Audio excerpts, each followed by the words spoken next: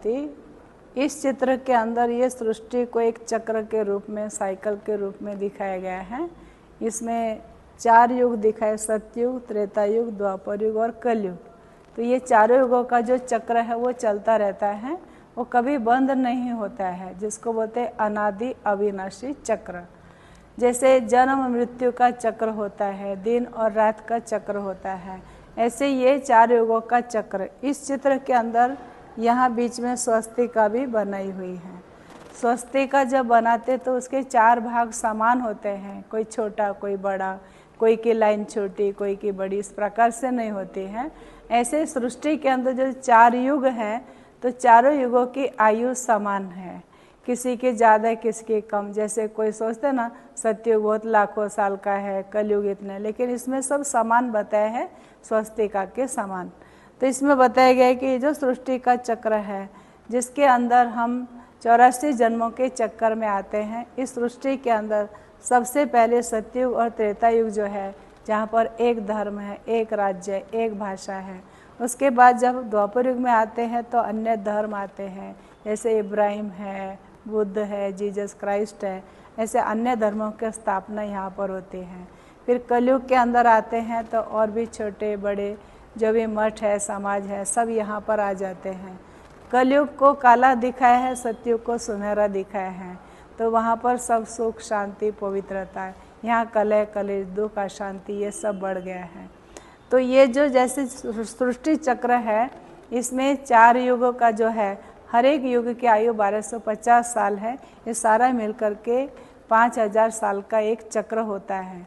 जैसे 24 घंटे का एक दिन होता है, 12 महीने का एक साल होता है, ऐसे ये 5000 साल का इसको एक कल्प कहा जाता है। इसमें हम एक विशेष बात ये देखेंगे कि इस कलयुग और सतयुग के बीच में थोड़ा सा जो जगह दिखाया है, जैसे 2 सुई दिखाई है, जैसे 12 बजने कर 5 मिनट या 3 मिनट रहते हैं, इस प्रकार से।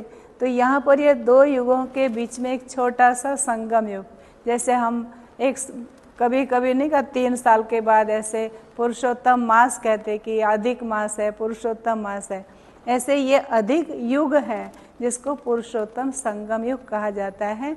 इस युग में परम पिता परमात्मा शिव जो है एक साकार माध्यम लेकर के इनके द्वारा युग परिवर्तन का कहो या दुनिया को परिवर्तन करने का कार्य करते, कलयुग से सतयुग बनाने का कार्य करते हैं। और इस युग में ही हमें उस परम पिता परमात्मा का जो ध्यान कहो या साधना कहो वो करने का मौका मिलता है, जिसके आधार से, जिसके बल से हम आत्मा जो है वो देव आत्मा बनते हैं। तो ये समय जो है संगम युग का, तो वो श्रेष्ठ कर्म रूपी बीज बोने का समय है। लेकिन श्रेष्ठ कर्म के बीज का आधार भी क्या है? हमारे संकल्प। तो जब हमें ईश्वरीय ज्ञान प्राप्त होता है या सृष्टि चक्र का ज्ञान मिल जाता है तो हम कहते हैं कि वो व्यक्ति जिसको चक्र का ज्ञान मिल गया तो बुद्धिमान। इसलिए जब कोई शुभ कार्य होता है तो हम स्वस्तिका निकालते हैं और वहाँ लिखते हैं शुभ लाभ, और श्री गणेशाय नमः भी लिखते हैं। तो श्री गणेशाय नमः क्यों लिखते हैं? क्योंकि जैसे ये होता है ना अपना क्या बोलते हाथी जो होता है उनको बुद्धिमान माना जाता है, तो ऐसे ही गणेश जी को भी हाथी की सूंड दिखाया गया है, मतलब वो बुद्धिमान है।